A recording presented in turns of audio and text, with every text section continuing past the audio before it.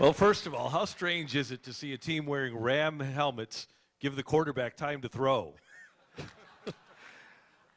You were an absolutely dominant performer. I was talking to Kurt a couple of months ago. He said one of the great things about Orlando was that you never had to worry about the other team's right end. We knew that he was blocked out for the game, so if we needed to help somebody else, we could. What was it like to dominate other NFL players like that? Well, it was a great feeling. It was one of those things that, as offensive linemen, we don't have the ability to score touchdowns or anything like that. So we take our satisfaction out on either dominating our guy in front of us and helping our team win ball games. When did you realize, as a kid, that, hey, I dominated the guy on the other side of me? I assume you were a big kid. When did you realize, hey, I can do this? You know what? I thought I was going to be the next Michael Jordan, believe it or not. Did you? So football, offensive line early on wasn't my thing. And then I got to high school and I realized, wow, I'm killing these guys on the other side of me. In college, it got worse and worse. And, you know, it's one of those things where I was like, wow, this is my calling right here.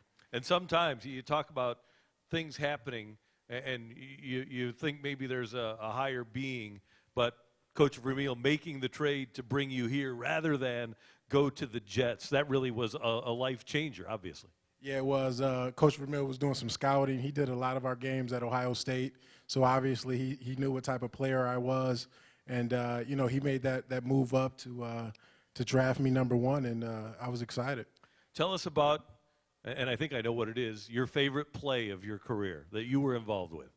You know what? And it's only probably a few people at the time who knew, but you know, winning the Super Bowl was obviously a good time, but that point of getting to the Super Bowl.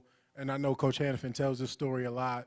When Tampa Bay brought two blitzers, and this guy was about to sack, you know, Kurt Warner, and I picked the second guy up, and that's when Ricky Perot had that great touchdown in the end zone to take us to the Super Bowl.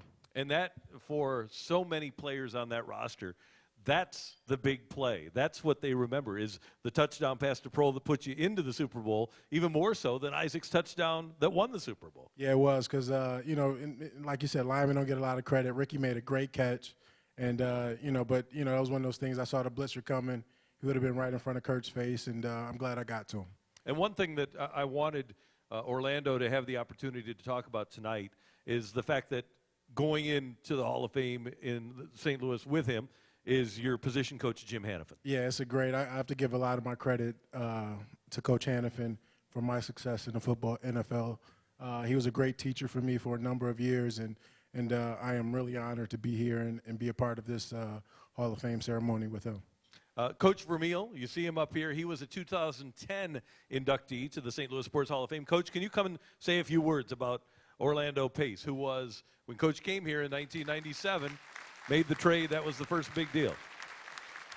Thank you very much, ladies and gentlemen. It's a real pleasure to be here and represent the Ram organization in regard to our vintage, Jim Hannafin and Orlando Pace. And I watched him play in college as a broadcaster working with Brent Musburger, and I never saw a more gifted athlete, big man in my life than this guy. When I came here, I said I realized early that players win games, not coaches. And the number one player you better have is your left tackle, because he helps your good quarterback eventually that you're going to have be a good player. And then to back him up with Jim Hannafin, to coach him, the best offensive line coach that ever coached pro football. To have these two guys, and the other thing is to bring real character. I mean, great quality people. When you're going to invest ownership money in a first round pick, you better invest it in very, very fine, solid people, and there's no better than Orlando Pace. Thank you, Coach. Coach, if you can stay up here for a photo. And before too long, he'll be giving a speech near his hometown of Sandusky, Ohio, in Canton. He's one of the best ever to play the game. It's a pleasure to induct into the St. Louis Sports Hall of Fame Orlando Pace.